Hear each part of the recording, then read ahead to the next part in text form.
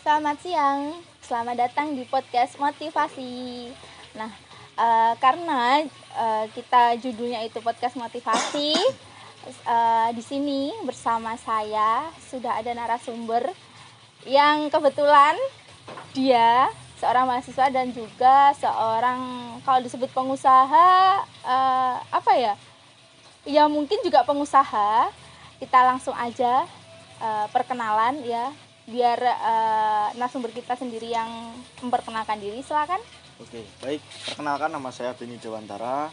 Saya mahasiswa aktif Universitas Muhammadiyah Ponorogo dari semester 3. Rumah saya di Ponorogo Kota. Terus mungkin bisa dijelaskan kesibukannya selain jadi mahasiswa aktif. Iya. Itu apa? Oke. Kalau untuk sehari-hari saya selain berkuliah, saya juga berbisnis di bidang ikan cupang. Oke. Namun tidak hanya bisnis saja yang saya jalani itu, tapi saya juga terjun di kompetisi. Kompetisi Iya. ikan cupang. Iya. Maksudnya tidak jauh-jauh dari usahanya ya. Iya, kompetisi Oke, ikan cupang. oke. Terus kenapa kok kepikiran? Maksudnya dari banyaknya usaha ataupun apa ya, intinya kan kayak peluang usaha kan tidak hanya Iya. di situ lah. Apa yang buat kamu, aku manggilnya apa nih, Beni aja ya? Beni aja Mbak. Apa yang buat Beni itu tertarik di cupang? Kan banyak banget kan ikan-ikan Ya. yang lain gitu. Ikan hias yang lain gitu ya Mbak. Ya? Ikan hias yang kan banyak gitu. Ini sih dari hobi ya Mbak ya pertamanya. Soalnya saya dari kecil tuh sangat suka sama ikan cupang itu sendiri. Ya. Dari warnanya, terus kalau dulu sih kecil tuh saya sukanya adu Mbak. Oh. Jadi diadu Ya. sampai Ya. ada yang Tapi itu kan Lain. sekedar cuma maksudnya adu main aja gitu iya, kan. waktu kecil kan masih belum paham. Itu sebenarnya awalnya dari hobi. Terus di tahun 2016 itu saya di warung kopi dekat rumah saya itu ada kontes ikan cupang. Saya melihat, wah ini kok ikannya menurut saya bagus-bagus, terus banyak jenisnya. Terus saya tertarik, dari situ saya mempelajari ini ikan cupang itu apa sih yang dikonteskan. Iya. Terus standarnya kontes itu gimana, itu saya sangat tertarik di situ. Kan gini ya, maksudnya kalau masalah ikan ya namanya apa ya, kayak kan pasti punya daya tarik sendiri gitu kan. Iya. Ya maksudnya apa yang ciri khasnya dari cupang itu apa sih, maksudnya kayak dibandingkan sama ikan-ikan yang lain gitu. Oh, kalau itu sih sebenarnya kembali ke orangnya masing-masing Mbak ya. Itu selera sih maksudnya. Dan ikan cupang itu juga maksudnya kan tidak bisa tumbuh besar nggak sih? Tergantung jenisnya juga. Oh, tergantung jenisnya. Iya, jadi ikan cupang itu ada yang plakat, plakat itu ekor pendek, ada yang half moon itu ekor lebar. Itu jenisnya ya? Iya, itu jenis yang dasar. Oke. Terus ada lagi yang lain juga masih ada. Seperti contohnya Giant kalau main besar. Giant itu untuk rekor di Indonesia bisa mencapai 15 cm. Itu paling besar. Paling besar. 15 cm. Tapi ya nggak besar-besar banget ya berarti. Kalau untuk ukuran cupang itu sangat besar. Untuk soalnya ukuran standarnya cupang ikan cupang itu paling 5 cm itu udah besar. Ya. Berarti awalnya itu terjun emang maksudnya dari kan cowok ya. Ya. Cowok mungkin emang kalau basicnya suka ikan ya wajar gitu kan. Maksudnya awalnya dari situ, terus coba-coba ikut itu di 2016, berarti udah cukup lama lah ya. Berarti Ya belum lah Mbak, tapi ya lumayan lah. itu konsisten enggak? Maksudnya pernah kayak stop dulu gitu. Oh, kalau itu pasti pernah ada mengalami pasang surut. Nah, itu kan pasti usaha kan pasti ada kan. Iya. Kalau masalah kayak gitu. Soalnya Hambatan kayak gitu-gitu 2016 kan. itu saya kan masih Sekolah. Kelas berapa ya? 2016 itu STM kelas 2 kalau nggak salah. STM kelas 2 ya. Itu ya namanya anak sekolah pasti banyak kerjaan dari sekolah. Ya. Pasti dikesampingkan dulu lah hobinya itu. Terus sekarang diprioritaskan. Sekarang saya prioritaskan. Terus ngomongin soal masih aktif jadi mahasiswa ya. Iya. Terus ini kan juga berjalan terus usahanya. Masih berjalan terus sampai sekarang? Masih. Yang nyari banyak juga berarti? Lumayan. Kan sebelumnya yang kemarin-kemarin kan sempet itu kan ya, maksudnya sempet booming. Sempet booming. Iya, booming sampai itu, dijual mahal banget gitu kan ya. Terus nah kan sebagai mahasiswa kan mungkin emang sekarang itu kondisinya ya mungkin sedang lagi online ya. Iya. Kuliahnya kan lagi online, mungkin Daring. daring. Terus mungkin emang untuk membagi waktunya ya mungkin bisa untuk fokus intinya untuk usahanya gitu. Terus pas dulu itu ketika belum adanya pandemi, masih kuliahnya masih online, itu terganggu banget gak sih gitu? Cara memanage waktunya, membagi waktunya itu gimana? Pas waktu kuliah offline.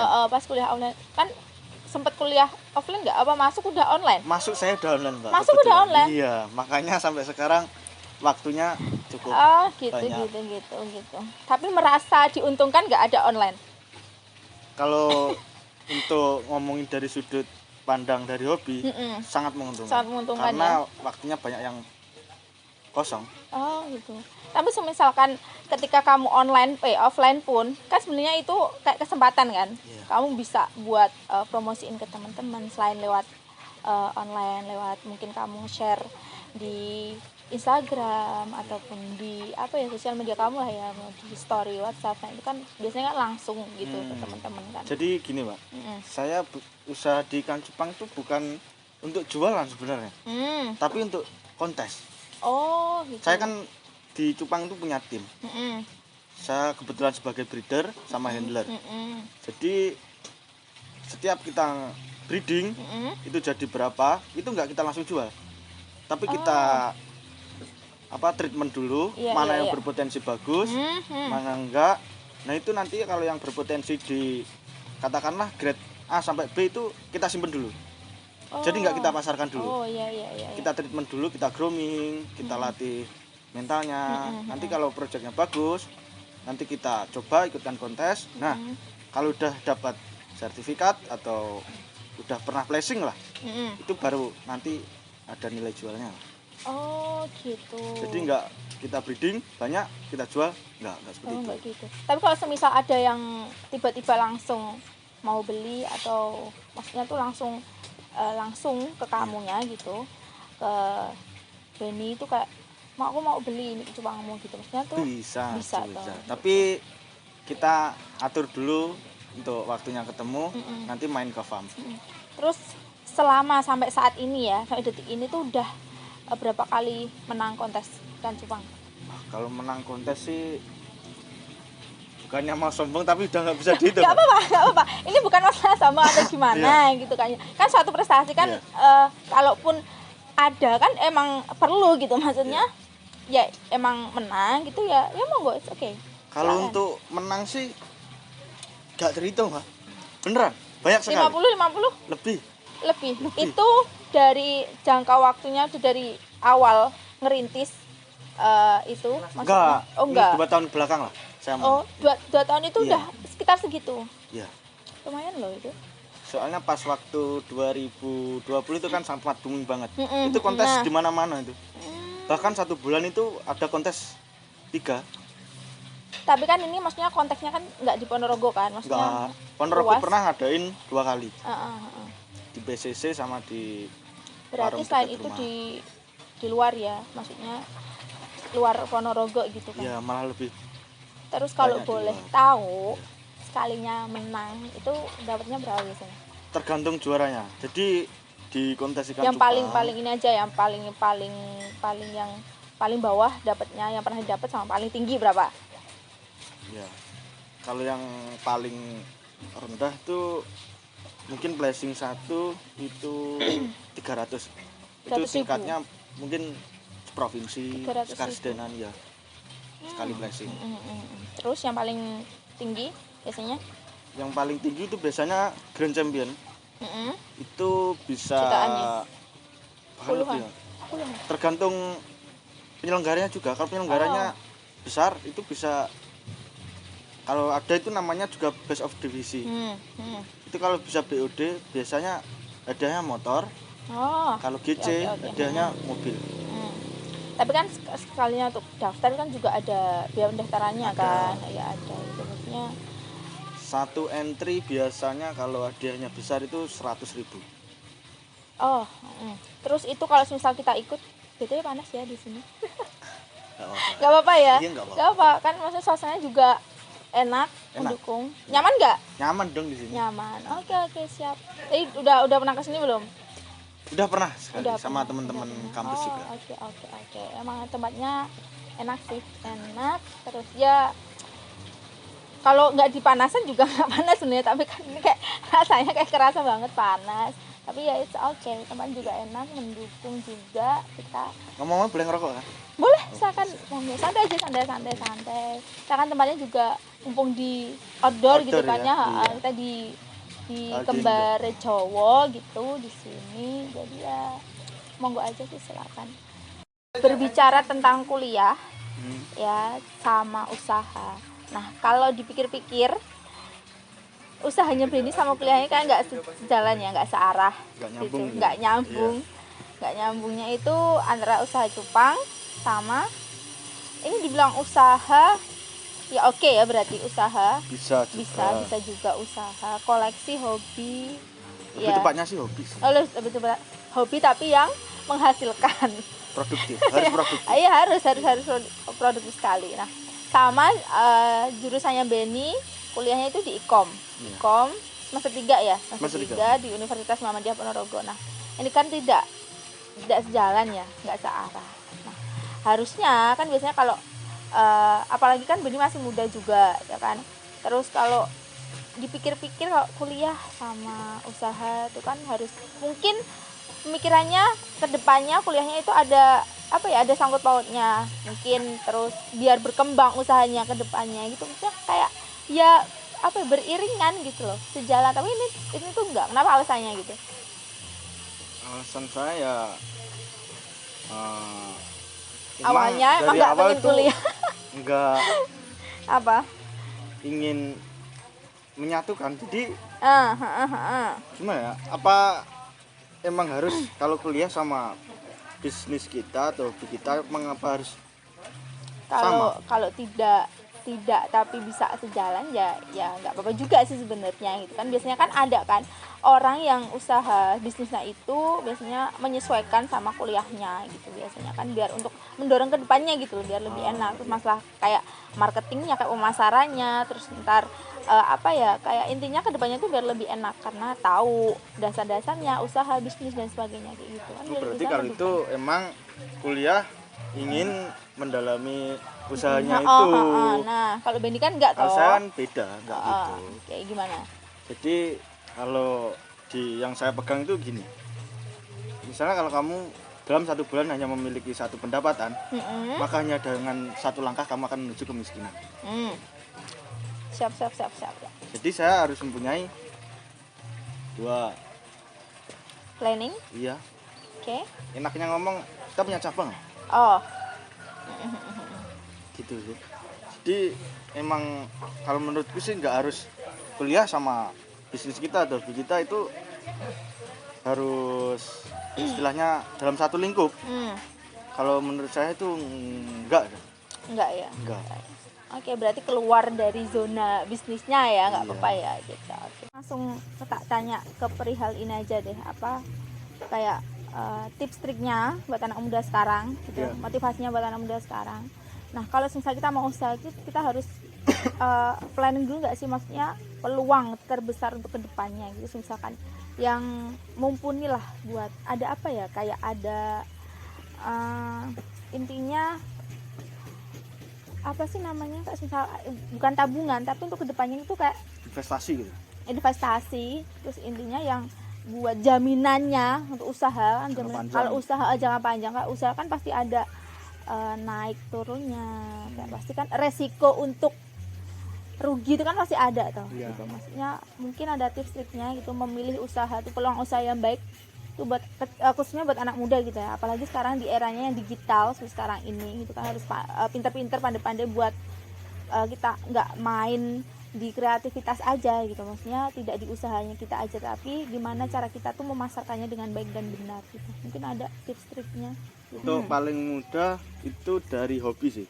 Soalnya kalau hobi itu mau kita tugasnya berat kayak apapun, kalau itu emang hobi kita, fashion kita, itu pasti kita enjoy aja untuk ngejalaninnya.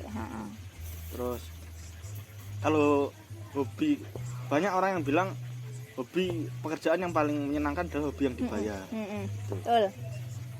Jadi kalau saran saya itu kalau ingin memulai usaha, lebih baik itu dari hobinya masing-masing. Seperti contohnya saya tadi berawal dari hobi, terus kita dalami terus sampai alhamdulillah bisa sampai seperti ini. Terus kalau untuk mengatasi pasang surut ya katanya ya. Itu sih kalau saya di samping cupang tuh masih ada lagi. Gitu. Jadi saya kan tadi bilang kalau cuma ada satu pendapatan, hanya tinggal satu langkah lagi untuk menuju kemiskinan tadi. Jadi selain itu, saya juga punya dari samping itu. Nah, untuk Benny sendiri mungkin ada pesan dan kesannya yang disampaikan buat para mahasiswa khususnya yang sekarang posisinya seperti kayak Benny juga gitu kan, usaha ya, kuliah iya gitu. Gimana? Untuk pesan saya sih mungkin kalau ada kayak waktu yang berbenturan, mungkin ada jadwal kelas dan sama event atau lainnya, itu kita milih yang paling penting sih. Prioritas dulu ya. Iya, prioritasnya mana. Kalau saran saya, mana yang kalau usahanya masih belum terlalu produktif, misalnya kayak bisa menghasilkan yang bermanfaat bagi kita untuk kedepannya, itu lebih baik kita fokus ke kuliah dulu. Ya, tapi kalau usaha kita udah melebihi dari kuliah kita, itu mungkin kita bisa untuk lebih fokus ke usaha kita itu sendiri. Tapi intinya kalau bisa pun juga antara usaha jalan, terus kuliahnya juga harus jalan gitu kan. Mungkin kalau kita mempunyai tim itu lebih enak lebih lagi meringankan beban kita juga. Jadi kalau ada waktu terbentur, kan masih ada tim kita untuk yang handle ya. Handle kayak gitu.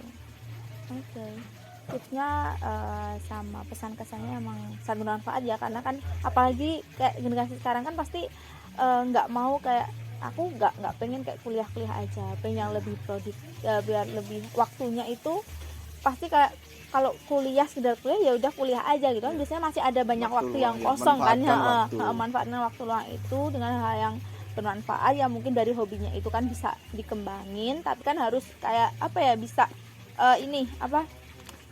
memikirkan kayak resikonya nanti kalau misal aku kayak usaha nanti bentrok nggak ya sama kuliahku, keganggu apa, itu harus dipikirkan juga gitu kan, maksudnya biar dua-duanya itu jalan, kuliah jalan, usaha jalan. Tapi kan memang kayak merintis usaha, apalagi mungkin udah dari hobi sebenarnya, tapi kan ada kayak tantangan rintangan tersendiri juga kan sebenarnya ke depannya.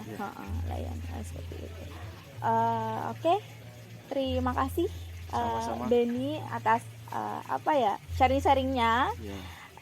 Semoga kuliahnya sama usahanya lancar terus. Intinya jangan sampai ada yang tertinggal salah satu. Intinya pokoknya kuliah oke, usaha oke. Terima kasih waktunya.